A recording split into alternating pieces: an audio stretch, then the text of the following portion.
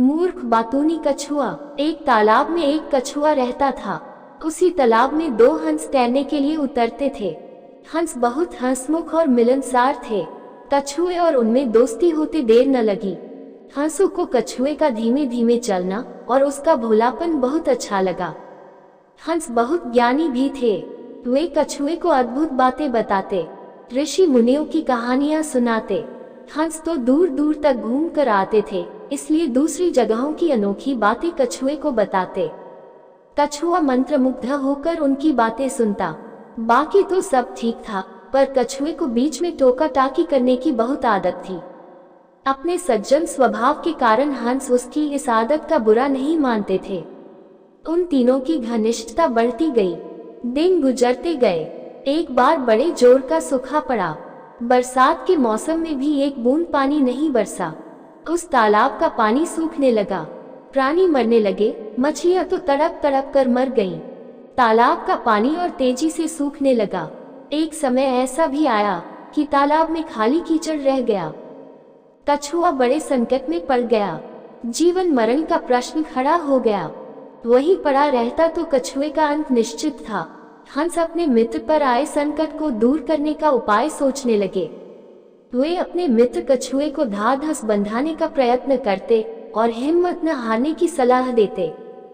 हंस केवल झूठा दिलासा नहीं दे रहे थे, वे दूर दूर तक उड़कर समस्या का हल ढूंढते। एक दिन लौटकर हंसों ने कहा, मित्र, यहाँ से 50 कोस दूर एक झील है। उसमें काफी पानी है, तुम वहाँ मजे से रहोगे। कछुआ रोनी आवाज में बोला, 50 कोस? इतनी दूर जाने में मुझे महीनों लगेंगे, तब तक तो मैं मर जाऊंगा। कछुए की बात भी ठीक थी। हंसों ने अक्ल लड़ाई और एक तरीका सोच निकाला। वे एक लकड़ी उठाकर लाए और बोले, मित्र, हम दोनों अपनी चोंच में इस लकड़ी के सिरे पकड़कर एक साथ उड़ेंगे। तुम इस लकड़ी को बीच में से मुंह से थामे रहना। इस प्रकार हम उस झील तक तुम्हें पहुंचा देंगे। उसके बाद तुम्हें कोई चिंता नहीं रहेगी।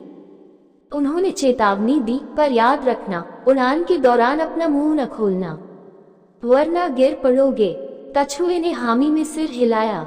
बस लकड़ी पकड़कर हंस उड़ चले। उनके बीच में लकई मुंह दाबे कछुआ। वे एक कस्बे के ऊपर से उड़ रहे थे कि नीचे खड़े लोगों ने आकाश में अद्भुत नजारा देखा। सब एक दूसरे को ऊपर आकाश का दृश्य दिखाने लगे। लोग दौड़ दौड़ कर अपने छज्जों पर निकल आए। कुछ अपने मकानों की छतों की ओर दौड़े। बच्चे, बूढ़े, औरतें व जवान सब ऊपर देखने लगे। खूब शोर मचा। कछुए की नजर नीचे उन लोगों पर पड़ी। उसे आश्चर्य हुआ कि उन्हें इतने लोग देख रहे हैं। वो अपने मित्रों की चेतावनी भूल गया और चिल्लाया, देखो कितने लोग हमें देख रहे हैं। मुंह के खुलते ही वह नीचे गिर पड़ा। नीचे उसकी हड्डी पसली का भी पता नहीं लगा। सीख, बेमौके मुंह खोलना बहुत महंगा पड़ता है।